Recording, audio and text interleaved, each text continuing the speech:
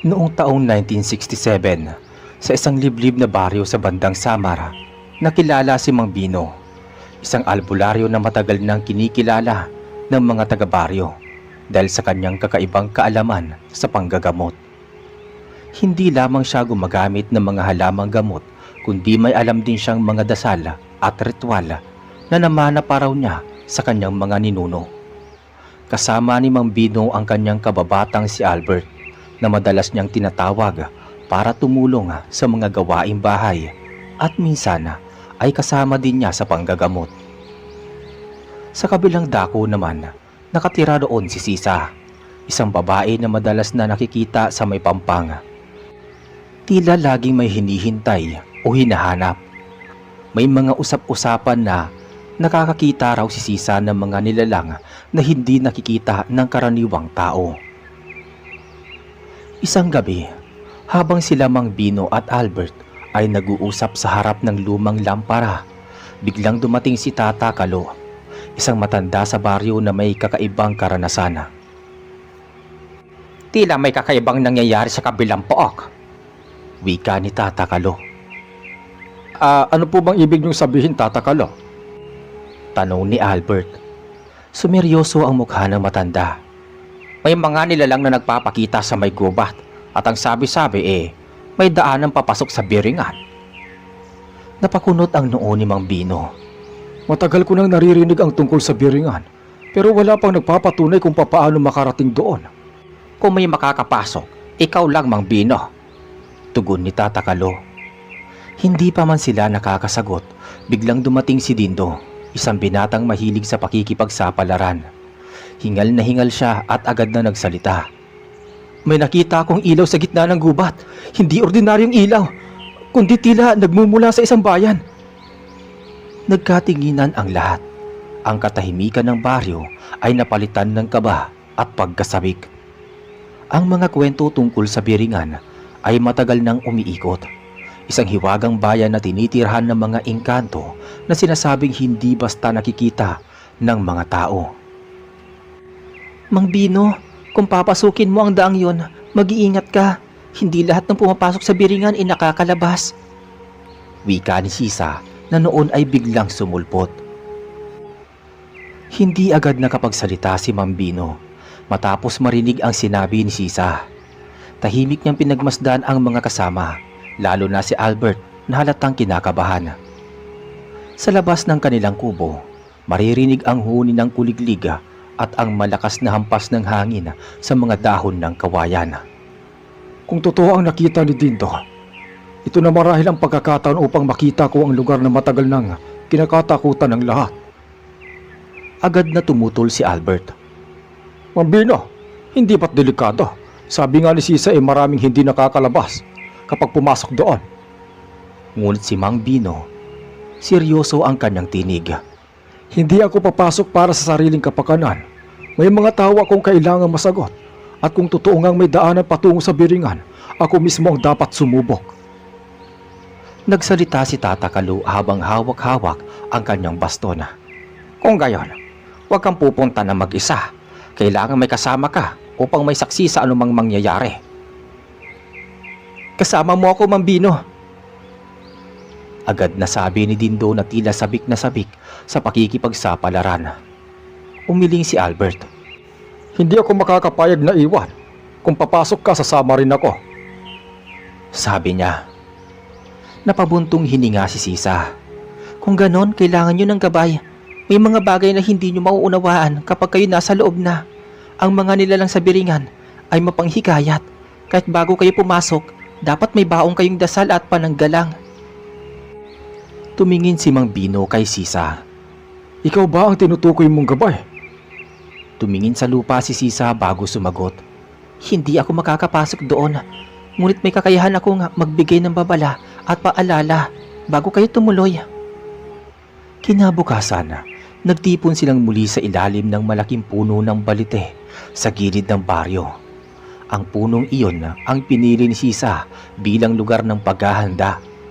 May dala siyang maliit na bote na may lamang langis, ilang piraso ng ugat ng halamang gamot at panyo na tinahitahi ng mga kakaibang simbolo.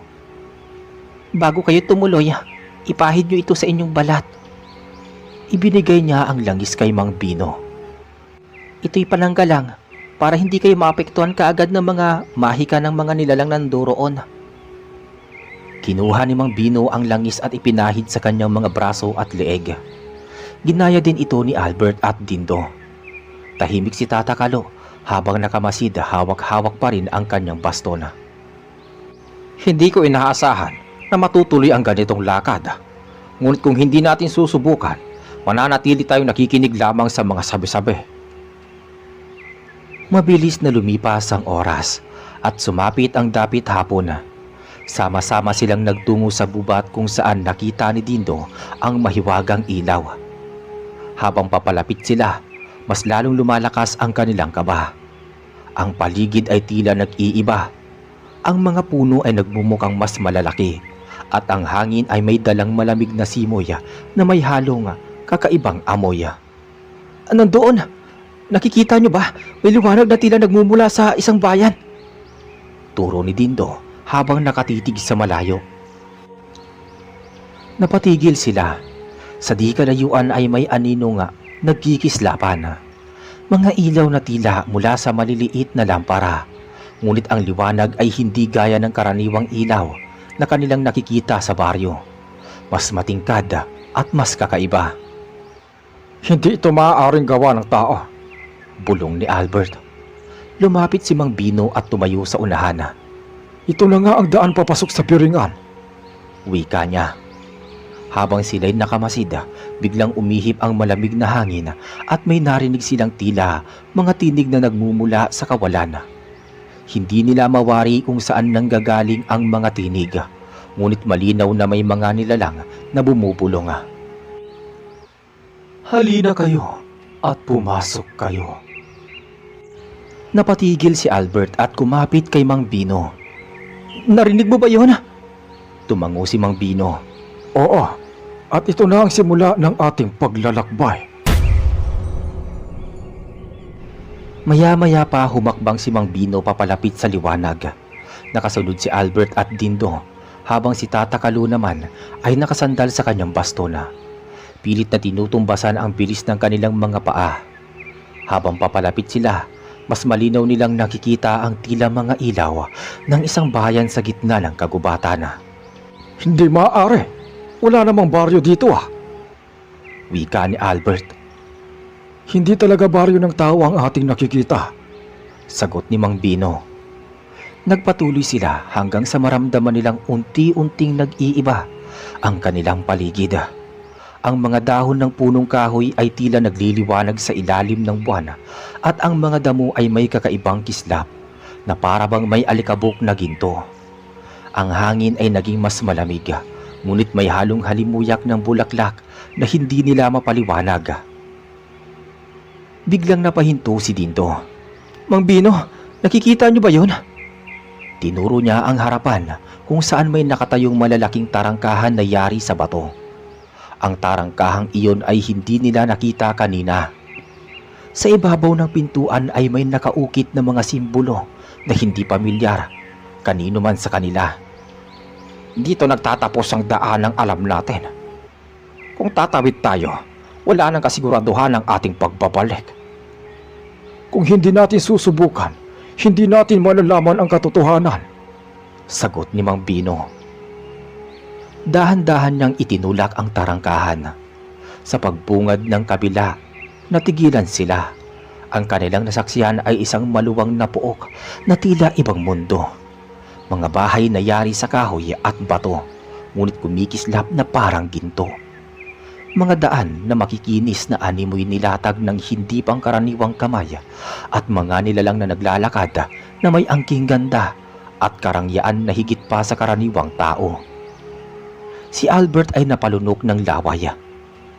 Ito ba ang biringan? Tumango si Mang Bino. Oo, ito na nga yun. Habang sila'y nakamasida, napansin nila na ang mga nilalang na naroroon ay nakatingin din sa kanila. Ang ilan ay may ngiti, ngunit may ilan ding malamlam ang tingin. Ang kanilang mga mata ay tila kumikislap na parang mga bituin. Ang kanilang kasuotan ay kumikinang-kinang at ang bawat galaw nila ay may dalang kariktana. Isang babae ang lumapit sa kanila. Mahaba ang kanyang buhok, maputi ang balat at ang kanyang tinig ay parang musika. Maligayang pagdating. Ako si Luana, isa sa mga tagapagbantay ng aming bayan. Ano ang dahilan at kayo ay pumasok sa aming mundo? Wika ng babae na nagpakilalang Luana. Lumapit si Mang Bino, magalang na yumuko. Ako si Mang Bino, isang albularyo mula sa kabilang baryo. Dumating ako upang alamin ang mga bagay na matagal nang hindi mapaliwanag. Kasama ko si Albert at si Dindo. Ito naman si Tata Kalo, isang nakakatanda sa aming baryo. Ngumiti si Luana, ngunit malamig ang kanyang titig. Hindi lahat na pumapasok dito ay nakakaalis. Ngunit dahil dala ninyo ang pahintulot ng aming hangin at ilaw, kayo ay aming tatanggapin. Wika ni Luana. Nagkatinginan ang apat. Ramdam nila ang bigat ng bawat salita ng babae. Kung nais niyong magpatuloy, kailangan ninyong sumunod sa aming mga alituntunin. Bawal kayong magsinungaling.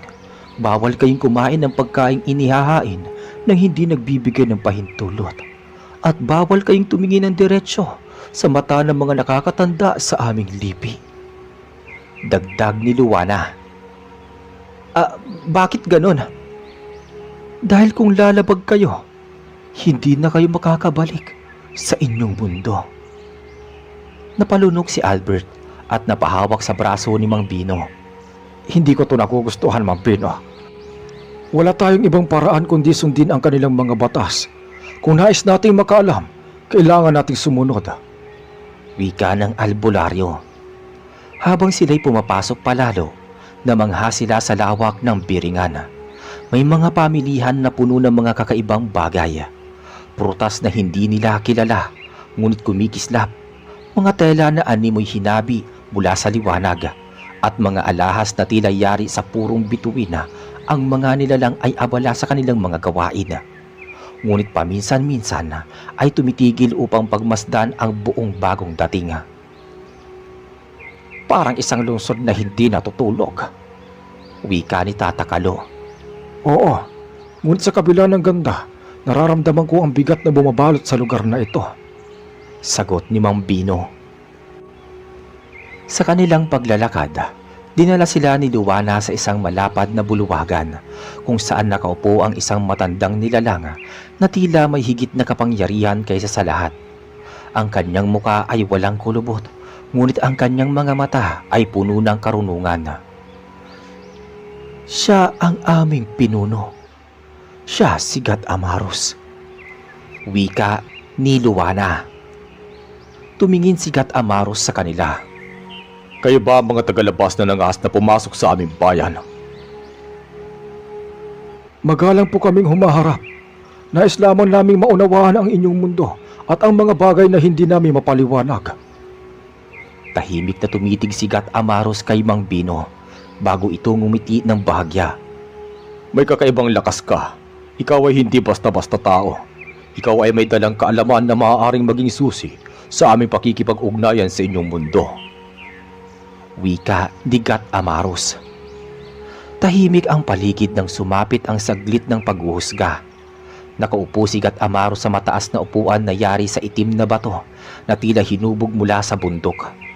Ang kanyang mga mata ay nakatitig kay Mang Bino, para bang sinusuri ang kanyang kalooban. Kung nais mong manatili o makabalik ng ligtas, kailangan mong patunayan na ikaw ay karapat-dapat. May 3 pagsubok na kailangang pagdaanan. Ang unang pagsubok ay ang pagtuntun sa aming ilog ng salamin. Kung magagawa mong makatawid, makikilala ka bilang isang bisita ng may dangal. Wika ni Gat Amaros. Nagkatinginan sina Albert, Dindo at Tata Kalo. Halatang kinabahan si Albert. Paano kung hindi niya kayanan? Sabi ni Albert. Ngumiti si Gat Amaros ngunit malamig ang kanyang tinig. Kung hindi niya kakayanin, mananatili siya rito magpakailanman. Napapitlag si Dindo. Hindi ba't napakadelikado nun. Ngunit matatag na sumagot si Mang Bino. Tatanggapin ko ang inyong pagsubok. Dinala sila ni Luana sa isang lugar na may malawak na ilog. Ang tubig nito ay malinaw na malinaw, para bang salamin na bumabalik ang larawan ng bawat nakadungaw dito. Ngunit sa kabila ng ganda, ramdam nila ang kakaibang bigat ng hangin. Dito mo haharapin ang unang pagsubok. Hindi ka dapat mag-atubiling tumawid, ngunit mag-iingat ka, sapagkat ang sino mang magduda o matakot ay lulubog at hindi makakabalik. Wika ni Luana. Humakbang si Mang Bino. Ang kanyang paa ay dahan-dahang lumapat sa ibabaw ng tubig, at laking gulat ng lahat nang hindi siya lumubog. Para bang tinanggap siya ng ilog. Diyos ko, parang lumalakad siya sa ibabaw ng tubig. Sabi ni Albert. Ngunit nang makarating siya sa kalagitnaan, biglang nag-iba ang itsura ng ilog. Ang malinaw na tubig ay naging madilim, at sa ilalim ay lumitaw ang mga nilalang na may anyong itim, may mahabang kamay at matang kumikislap. Narinig ni Mang Bino ang kanilang mga bulong. Bumalik ka na, hindi mo ito makakayanan. Sa amin ka na lamang. Nanlamig ang kanyang pakiramdam. Ngunit naalala niya ang mga dasal na tinuro sa kanya ng kanyang mga ninuno. Pumikit siya at bumulong ng mga salitang pananggalang. Sa bawat bigkas ng dasal, unti-unting naglaho ang mga nilalang sa ilalim ng tubig. Matapos ang ilang sandali, nakatawid siya sa kabilang pampanga. Napatigil si Luana at tumango. Natapos mo ang unang pagsubok. Hindi lahat ng mortal ay nakakayanan nito. Wika niya. Napasigaw si Dindo. Mang Bino, nagawa mo! Ngunit tahimik lamang si Tata Kalo. Ang unang hakbang ay simula pa lang. May dalawa pang mas mabibigat na pagsubok. Nararamdaman ko. Muling ibinalik sila sa bulwagan kung saan naghihintay si Gat Amaros. Ang pinuno ng biringan ay ngumiti ng bahagya. Nakita ko ang iyong katapangan, ngunit ang tapang lamang ay hindi sapat. Ang ikalawang pagsubok ay masusubok ang iyong puso. Ano po ang ibig niyong sabihin? Sa loob nito, mayroong silid na nagpapakita sa iyo ng pinakamahalagang bagay sa iyong buhay. Kung kaya mong tanggihan ang tukso, malalampasan mo ang ikalawang pagsubok. Ngunit kung bumigay ka, mananatili ka rito bilang alipin ng mga aming bayan. Napatitig si Albert kay Mang Bino. Mang Bino, baka ito na ang pinakamahirap. Alam ko may mga bagay kang pinakaiingatan. Kung hindi ko ito haharapin, hindi ko malalaman ang aking hangganan. Sagot ni Mang Bino. Pumasok siya sa loob ng silid. Pagkapasok niya, bigla itong nagbago ng anyo. Nasa loob siya ng isang kubo na pamilyar sa kanya. Ang kanyang sariling tahanan sa baryo. Sa harap niya ay nakaupo ang kanyang yumaong asawa. Nakangiti at nakatingin sa kanya. Bino, bumalik ka na sa akin. Dito ka na lamang. Huwag ka nang magpapahirap pa. Wala nang sakit. Makakasama mo na ako habang buhay. Wika ng babae. Napaluha si Mang Bino. Matagal niya nang inaasam na muling makita ang kanyang asawa. Ngunit alam niyang hindi ito ang realidad. Hindi ikaw ang asawa ko. Ikaw ay isa lamang sa mga nilalang na sinusubok ako. Pagkasabi niya nito, biglang naglaho ang babae at bumalik sa anyo ng isang nilalang na may mahabang kuko at pulang mga mata. Mabilis itong naglaho at sa gilid ay bumalik sa dati. Lumabas si Mang Bino mula sa silid, pawisan at hingala. Natapos mo ang ikalawang pagsubok. Hindi madali ang pagtanggi sa pinakamalaking nais ng puso mo. Ngunit napatunayan mong kaya mo. Wika ni Gat Amaros. Lumapit si Albert at hinawakan ang balikat ni Mang Bino.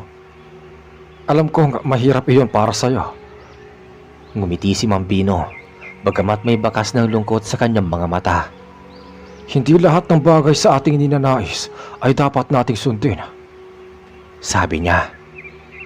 Ngayon ay naghahanda na sila para sa ikatlong pagsubok. Ang lahat ay nakatingin kay Gat Amaros. naghihintay ng kanyang sasabihin. Ang huling pagsubok ay hindi para kay Mambino, kundi para sa kanyang mga kasama. Dahil sa bawat paglalakbay, hindi lamang isa ang sinusubok, kundi pati ang kanilang ugnayan. Nagkatinginan sina Albert, Dindo at Tata Kalo. Alam nilang hindi na ito ang magiging madali. Tahimik na nakaupo si Gat Amaro habang nakamasid kina Mang Bino, Albert, Dindo at Tata Kalo. Ang mga mata ng pinuno ay tila tumatagos sa kanilang kalooban. Ang ikatlong pagsubok ay pagsubok ng tiwala at pagkakaisa. Hindi sapat ang tapang at hindi rin sapat ang pagtanggi sa tukso. Ang tunay na halaga ng isang nilalang ay nasusukat sa paraan ng pakikipag-ugnayan niya sa kanyang mga kasama. Kailangan ninyong harapin ang madilim na kagubatan ng biringan at harapin ang liwanag ng aming sagradong bato. Ngunit tandaan, walang sino mang makakabalik kung may isa mang magtaksil o mang-iwan sa kanyang kasama. Wika ng pinuno. Nagkatinginan ng apat. Napalunok si Albert at humigpit ang kapit sa braso ni Mang Bino. Ibig sabihin, lahat tayo ay kailangan magtagumpay. Ani ni Albert. Kung ganon, hindi lamang si Mang Bino ang sinusubok kundi tayong lahat. Sabi ni Tata Kalo. Tumango si Dindo, bagamat halatang may kaba sa kanyang mga mata. Kung ganon, sabay-sabay nating haharapin to. Sa gabay ng dalawang nilalang na tagapagbantay, dinala sila sa isang madilim na bahagi ng biringan. Ang daan ay natatakpan na makakapal na puno at ang kanilang mga dahon ay parang kumakaway, tila humahad lang sa bawat hakbang. Habang lumalalim ang kanilang paglakad, mas lalo nilang nararamdaman ang bigat ng hangin at mga bulong na mga nagmumula sa paligid. Mang Bino, para bang may mga matang nakatingin sa atin? Wala tayong dapat katakutan kung hindi tayo maghihiwalay. Manatili kayong malapit sa isa't isa. Sagot ni Mang Bino kay Albert. Sa bawat hakbang ay tila humahaba ang daan. Ang sahig ng gubat ay naglalabas ng malamig na usok na umaakyat hanggang tuhod nila. Minsan ay naririnig nila ang mga yabag sa kanilang paligid. Ngunit kapag sila'y lumilingon, wala silang nakikitang kahit sino. Biglang may isang nilalang na tumalon mula sa isang puno. Ang kanyang katawan ay mahaba, ang balat ay kulay abo, at ang kanyang mga mata ay kumikislap ng pula. Mabilis itong sumugod kay Dindo. Diyos ko! Sigaw ni Dindo habang mabilis na umaatras. Ngunit agad na humarang si Mang Bino at inilabas ang kanyang daladalang panyo na binigay ni Sisa bago sila pumasok sa gubat. Ibinagayway niya ito at bumigkas ng dasala. Agad na umatras ang nilalang at naglaho sa usok. Hindi tayo dapat maghiwa-hiwalay. Kung isa sa atin ang humiwalay, magiging biktima siya ng mga nilalang dito. Wika ni Mang Bino. Nagpatuloy sila hanggang makarating sa isang bukas na espasyo. Sa gitna nito ay may nakatayong malaking bato na kumikislap ng bughaw na liwanag.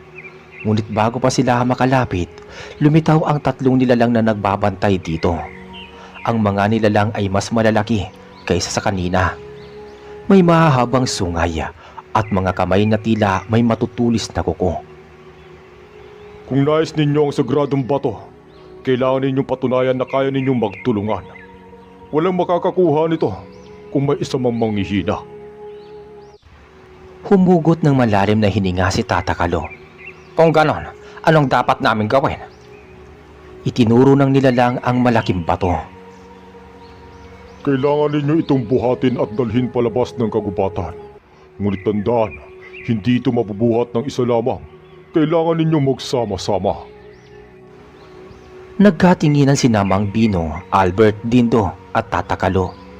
Lumapit silang apat sa bato at sabay-sabay nilang hinawakan ito. Sa una ay halos hindi gumagalaw ang bato. Ngunit nang sabay-sabay silang pumwersa, unti-unti itong umaangat. Ngunit habang binubuhat nila, narinig nila ang mga bulong sa paligid. Si Dindo ang pinakamahina. Iwanan niyo siya. Si Albert ay takot. Hindi niyo siya dapat isama. Si Tata Kalo ay matanda na. Wala nang silbi. Yun ang mga bulong na kanilang narinig. Nanginginig ang kamay ni Albert ngunit pinilit niyang kumapit sa bato. Huwag kayong maniniwala sa mga bulong. Kung magtutulungan tayo, makakaya natin to. Lalong lumakas ang mga bulong at biglang bumigat ang bato. Ngunit hindi bumitaw si Mang Bino. Magtiwala kayo. Kung sabay-sabay tayong kikilos, makakaya natin ito. Sabay-sabay silang humakbang. Mabagal ngunit matatag. Ang bawat hakbang ay tinutumbasan ng matinding hirap. Ngunit hindi nila binitawan ang bato. Habang papalapit sila sa hangganan ng kagubatan. Unti-unti namang naglaho ang mga bulong at ang bigat ng bato ay nabawasan.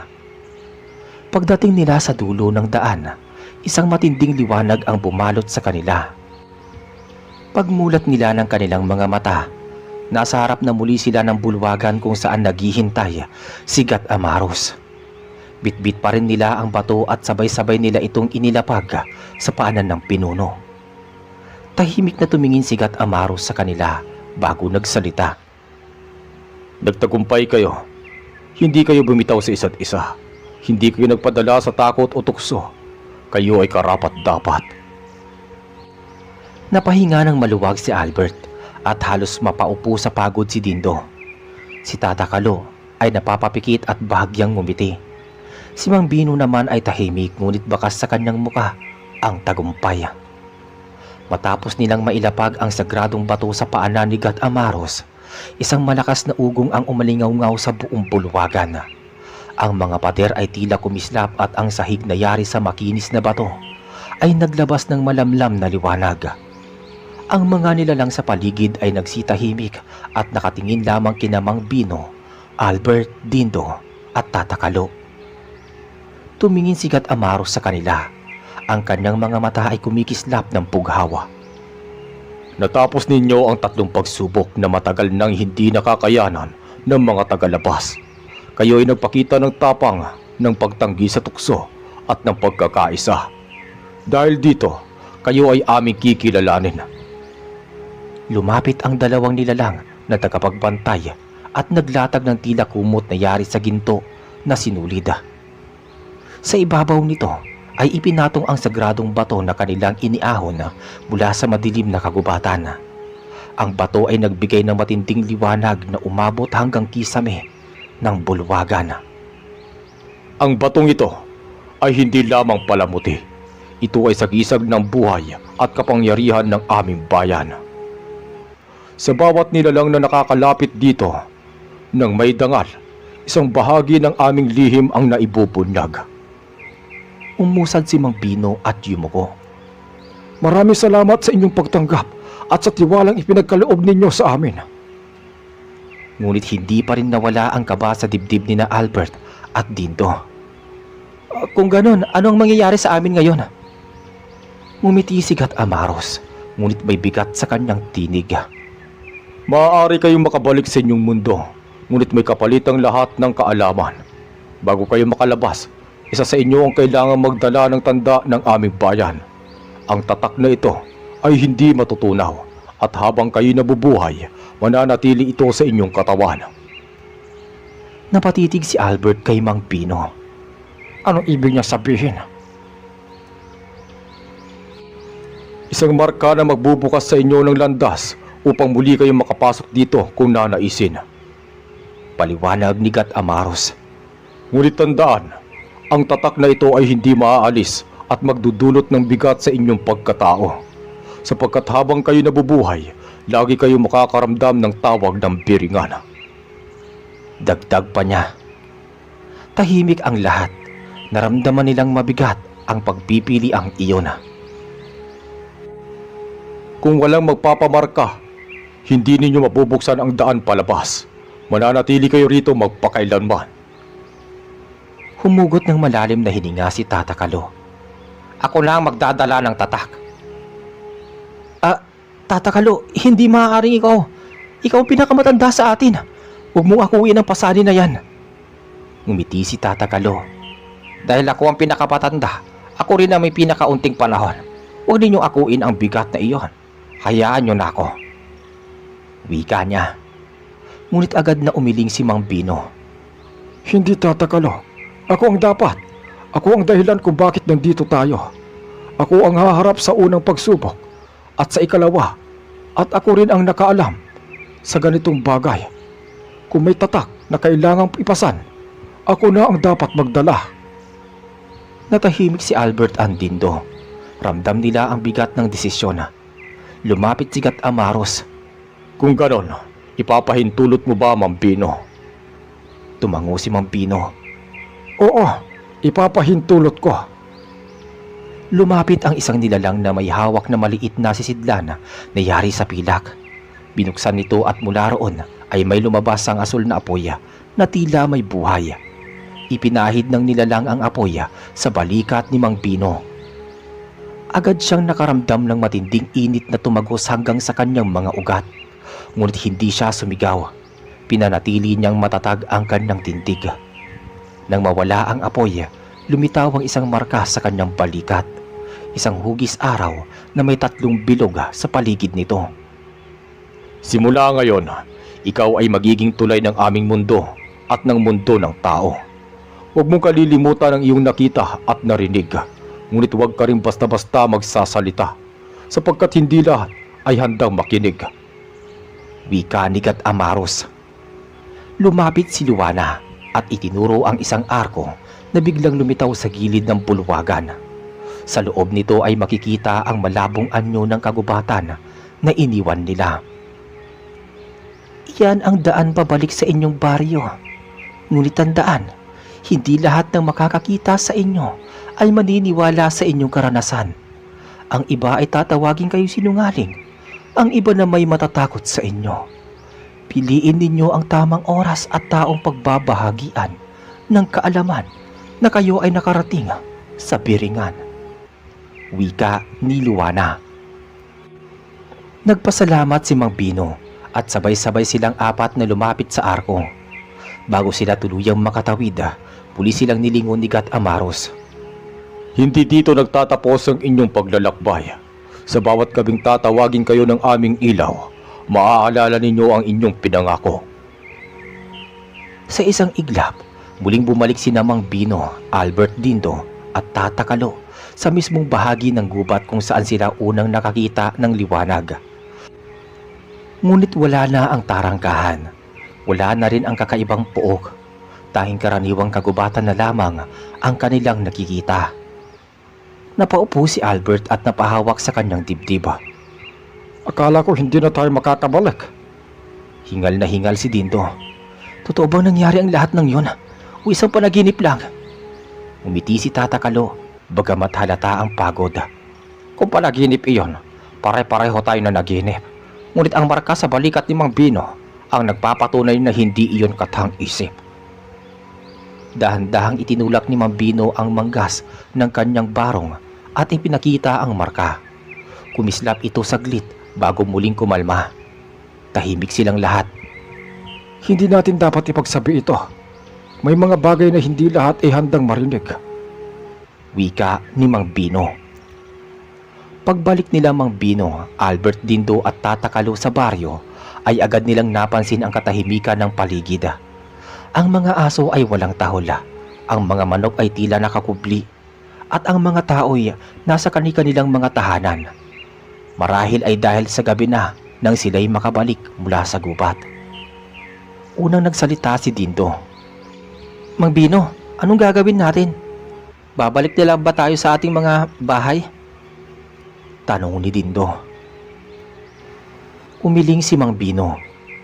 Hindi muna. Magtutungo tayo sa bahay ko. Doon tayo mag-uusap.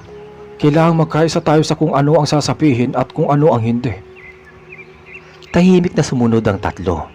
Nang makarating sila sa bahay ni Mang Bino, agad niyang binuksan ang ilaw ng gasera at pinaupo ang lahat. Nasa gitna sila ng maliit na sala at ang katahimikan ng gabi ay lalo lamang nagbigay ng bigat sa kanilang karanasan. Hindi natin maaaring ipagsabi agad ang nakita natin sa biringan. Mariing sabi ni Mang Bino. Kung magsasalita tayo ng walang paghahanda, baka hindi tayo paniwalaan at baka pagtawanan pa tayo. Sumabat si Albert. Ngunit ano at papaano kung may mga nilalang mura roon ang magpapakita dito sa baryo? Paano kung makikita sila ng iba? Tugon ni Mang Bino. Kung mangyayari iyon, saka natin ipapaliwanag. Pero sa ngayon, manahimik na muna tayo. Napayuko si Tata Kalo. Hindi ko akalaing makikita ko ang ganoong kaganda at kapangyarihan nila. Ngunit tama ka, Mang Bino. Hindi lahat ay handang marinig ang tungkol doon. Habang nag-uusap sila, napansin ni Dindo ang marka sa balikat ni Mang Bino na muli na namang kumikislap. Mang Bino, ang marka mo, parang nabubuhay. Tinignan ni Mang Bino ang kanyang balikat. Ang hugis araw na may 3 bilog ay tila kumikislap na asula. Agad niyang tinakpan ng damit ang kanyang balikat. Ito ang tatak ng biringan. Hindi ko alam kung ano ang magiging epekto nito, pero nararamdaman ko ang bigat. Para bang may tumatawag sa akin mula roon. Nagkatinginan silang lahat. Kinabukasan, kumalat sa baryo ang balita tungkol sa pagkawala ni Mang Bino, Albert, Dindo at Tata Kalo. Ang mga kapitbahay ay nagtatanong-tanong kung saan sila nagpunta. Nang makita silang buhay at ligtas, nagtaka ang mga tao kung saan sila nanggaling. Saan ba kayo nanggaling kagabi? Tanong ni Aling Rosa, kapitbahay ni Mang Bino. Akala namin kung ano na ang nangyari sa inyo.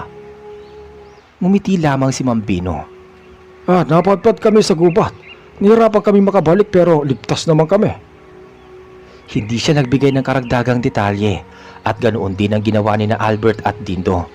Ngunit kahit hindi sila nagsalita, ramdam ng mga tao na may kakaiba. May ilan na napapansin ang kakaibang liwanag sa mga mata ni na Albert at Dindo. Ang iba na may nakakaramdam ng malamig na hangin tuwing lumalapit kay Mang Bino. Sa gabi ng parehong araw, muli silang nagtipon sa bahay ni Mang Bino. Doon nila tinalakay kung ano ang susunod na hakbang. Hindi tayo maaaring manatili na lamang natahimik. Kung may mangyayari, kailangang handa tayo. At pati ang baryo.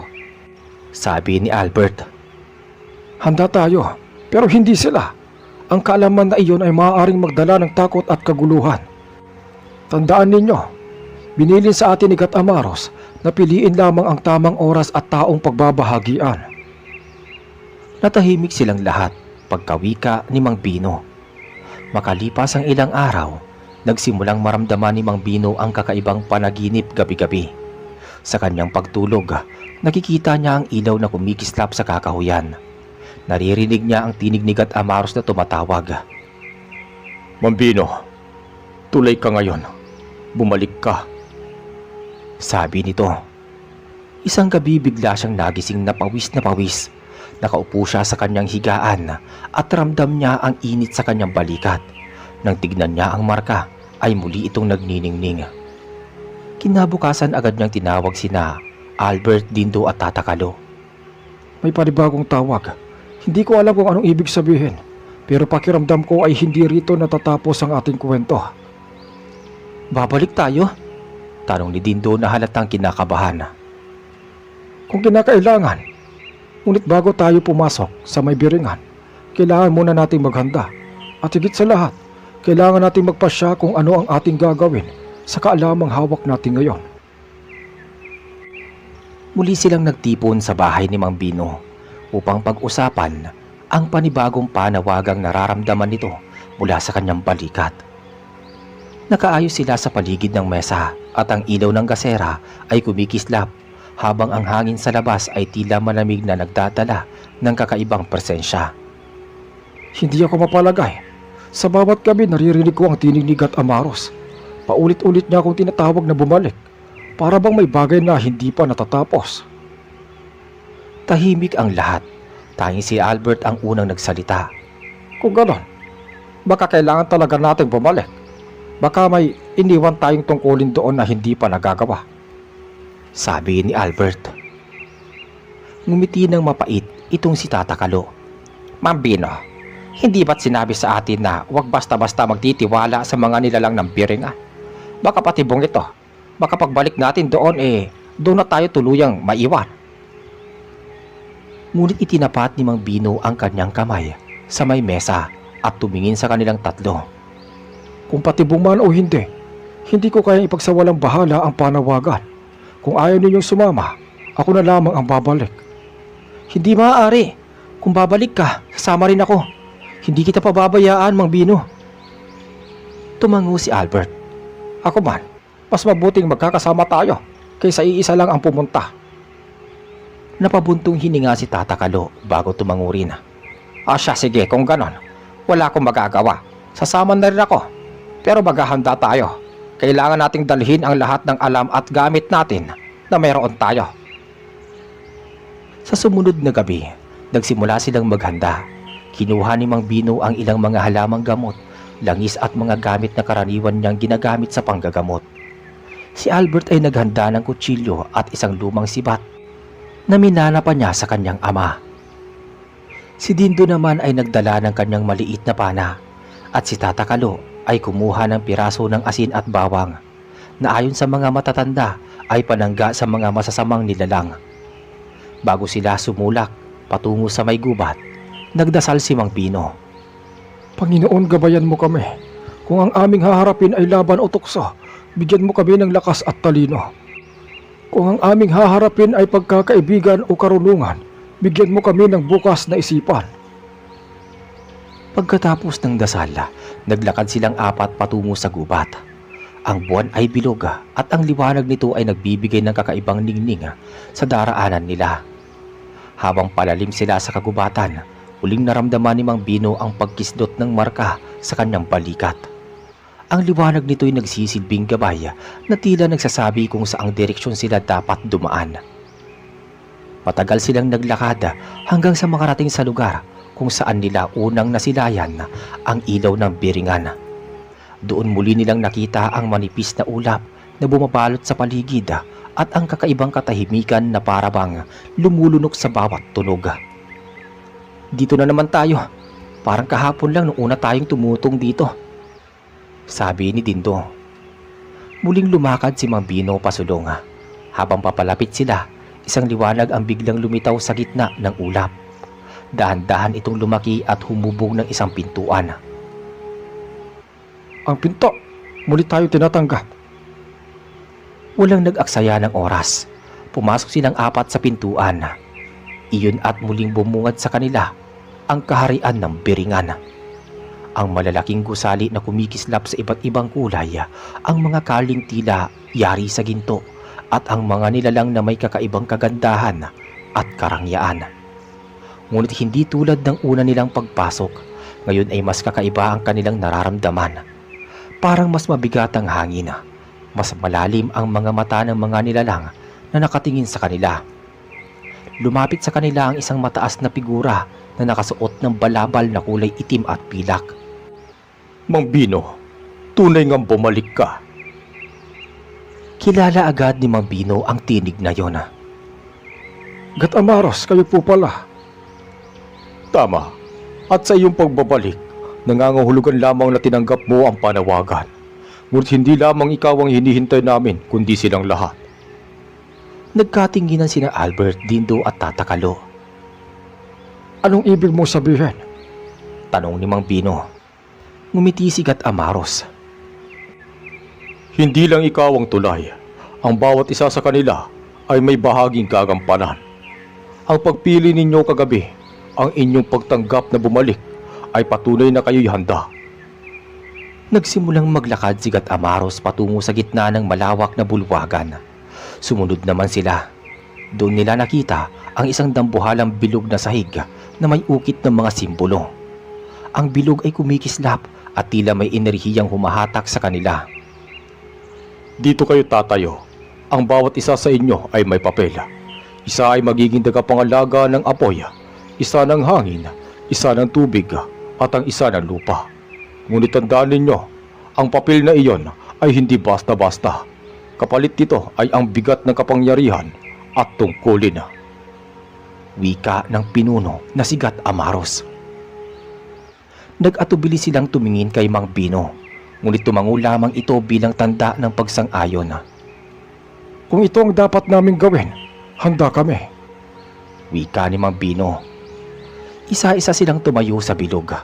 Nang magsimula ang ritual, biglang nagliwanag ang buong paligid. Ang hangin ay umikot ng mabilis at naramdaman nilang lahat ang kakaibang enerhiya na dumadaloy sa kanilang katawan. Si Albert ay nakaramdam ng init na nagmumula sa kanyang mga kamay. Si Dindo ay nakarinig ng mga alon at dumadaloy na tubig. Si Tata Kalo ay nakaramdam ng tibay ng lupa sa ilalim ng kanyang mga paa. Si Mang Bino naman ay napaliligiran ng malamig na ihip ng hangin na tila bumubulong ng mga lihim. Ngunit sa gitna ng ritual, biglang dumilim ang paligid. Isang malakas na tinig ang umalingaw-ngaw. Hindi sila handa. Nagulat sila at napatras. Ang bilog na kanina'y maliwanag ay biglang nagkulay pula. At mula sa dilim ay lumabas ang isang nilalang na higit na nakakatakot kaysa sa lahat ng kanilang nakita. God Amaros, nilabag mo ang kasunduan. Nagulat si Mang Bino. Sino siya? Bulong niya sa kanyang sarili. At nagsimula ang kaguluhan sa kaharian ng Biringan.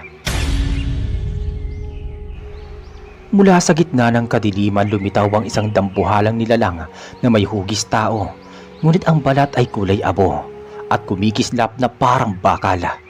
Ang mga mata nito'y nagliliyab sa pula at ang tinig ay tila nagmumula sa kailaliman ng lupa. God Amaros, nilabag mo ang kasunduan. Wala silang karapatang tumuntong sa bilog ng mga piling tagapag-ingat. Nagpakumbaba si God Amaros at itinuro si Mang Bino at ang kanyang mga kasamahan. Sila ang napili ng kapangyarihan. Ang kanilang presensya ay hindi labag, kundi katuparan. Wika ni God Amaros. Umalingaw-ngaw ang tinig ng nilalang. Hindi sila handa. Hindi nila kayang akuin ang bigat ng 4 na puwersa. Kapag pinilit mo, mapapahamak hindi lamang ang mga ito, kundi pati ang ating daigdig. Nagtaka si Mang Bino, Albert, Dindo at Tata Kalo. Ngunit bago sila makapagsalita, biglang umuga ang sahig ng buluwagan. Ang bilog na kanilang kinatatayuan ay nagkulay itim at ang enerhiya na kanina'y banayad ay naging parang apoy na sumusunog sa kanilang laman. Ah! Sigaw ni Albert habang napapahawak sa kanyang kamay na naglalagablab. Tubig! Dumadalo yung sa loob ko! Sigaw ni Dindo. Si Tata Kalo ay napaluhod habang ramdam ang bigat ng lupa sa kanyang dibdib. At si Mang Bino ay napapalipad ng malakas sa hangin na tila nagtatangkang lunurin siya sa kawalan. Itinaas ni God Amaros ang kanyang kamay at sinubukang pigilan ang pwersa. Kumalma kayo.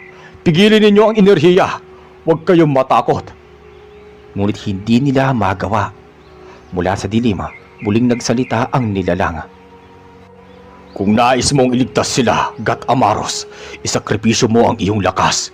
Ibaling mo sa akin ang kapangyarihang hindi nila kayang akuin.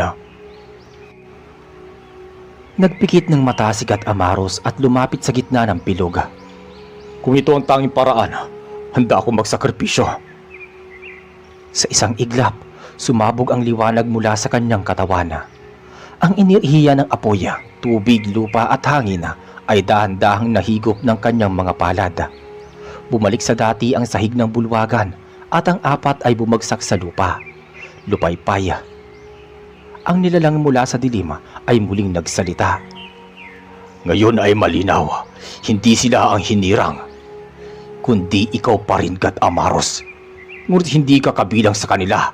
Sa oras na ito, ang iyong kapangyarihan ay akin nang kinilala. Huwag mo nang ipilit na isama ang mga taong yan. Tandaan mo. Ngunit tumayo si Mang Bino at tinutulan ang sinabi ng nilalang. Kung hindi kami ang napili, bakit kami tinawag? Bakit kami dinala rito? Ngumiti ng mapait si God Amaros. Dahil kayo ang susunod na magpapatuloy ng aking alaala. Hindi kapangyarihan ang ibibigay sa inyo, kundi kaalaman. Sa puntong iyon, nagbago ang itsura ng paligid. Ang gintong mga gusali ng Biringan ay nagsimulang maglaho. Parang usok na nagtataglay ng hangin. Ang mga nilalang nakagandahan ay naglaho rin at sa halip ay naiwan ng isang lugar na madilim at wasak. Nakita nila ang tunay na anyo ng kaharian, isang lugar na sira, nadurog ng kasakiman at kapangyarihan. Ang mga pader ay guho, ang lupa ay puno ng pitak, at ang kalangitan ay kulay abo na walang liwanag. Ganito ang tunay na anyo ng Biringan. Ang nakikita ninyong ginto at karangyaan ay ilusyon lamang. Ang lugar na ito ay nawasak na noon pa man. Ang kapangyarihan ang nagtali sa aming mga nilalang dito. At ang tungkulin ko ay ingatan na wag nang lumaganap ang pagkawasak na ito sa inyong daigdig. Paliwanag ni Gat Amaros. Napatulala ang apat, hindi sila makapagsalita. Lumapit si Gat Amaros kay Mambino. Ikaw, Mambino, ang magiging tagapagkwento. Sa iyong balikat ay nakaukit ang marka, hindi upang magbigay sa iyo ng kapangyarihan, kundi tanda na ikaw ay sasalaysay ng aming kasaysayan. Sa iyo ko pinagkakatiwala ang katotohanan. Wika ni Gat Amaros. Bumaling siya kay Albert. Ikaw ang tagapagbantay ng apoy ng tapang. Hindi mo kailangang magdala ng kapangyarihan, kundi ang magpatuloy sa pagiging haligi ng iyong pamilya at komunidad. Kay Dinto naman siya lumapit. Ikaw naman ang tagapagdala ng daloy ng tubig ng buhay. Alagaan mo ang iyong mga mahal sa buhay, sapagkat doon dumadaloy ang tunay na lakas. At sa huli si Tata Kalo. Ikaw ang magpapatuloy ng bigat ng lupa. Huwag mong hahayaang bumagsak ang kabutihan sa kasinungalingan. Sa iyong katatagan, mananatili ang alaala. Dahan-dahan nang lumiwanag ang paligid. Ang marka sa balikat ni Mang Bino ay nagniningning ng huling beses bago tuluyang maglaho. Ang pintuan ng kanilang dinaanan papasok sa Biringan ay muling lumitaw. Hali kayo. Ito ang huling pagkakataon. Paglabas ninyo doon, hindi na kayo muling makakabalik. Dalhin ninyo ang katotohanan at huwag hahayaang malimutan ng mga susunod na salinlahi. Wika ni Gat Amaros. Lumakad silang lahat. Ngunit bago sila lumabas, nilingon pa nila si Gat Amaros. Ang nilalang ay nakatayo sa gitna ng guhong buluwagan. Nakangiti ngunit may lungkot sa mga mata. Paglabas nila, muling bumalik ang lahat sa katahimikan ng gubat. Ang pintuan ay tuluyang naglaho at ang tanging natira ay ang malamig na hangin at ang malalim na gabi. Sa kanilang pagbalik sa baryo, hindi na nila binanggit ang nakita nilang karangyaan o kagandahan sa Biringan.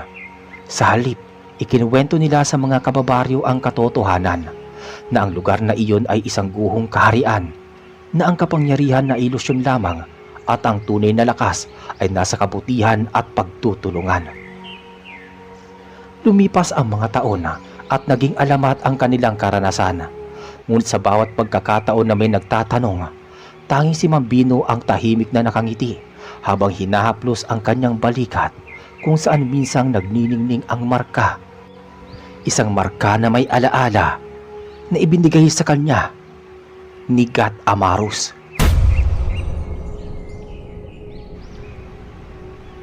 Ang kapangyarihan at karangyaan ay maaaring magpakita bilang maganda at kaakit-akit. Ngunit kadalasan ay ilusyon lamang. Ang tunay na lakas nasa katatagan, katapatan at kabutihan na nasa puso ng tao. Ang kwento ng Biringan ay paalala na ang kasakiman ay nagdudulot ng pagkawasak. At ang tanging paraan upang hindi ito mangyari ay ang pagpasa ng katotohanan sa susunod na salinlahi. Maraming salamat po sa inyong pakikinig. Ingat po kayo palagi. Hanggang sa muli.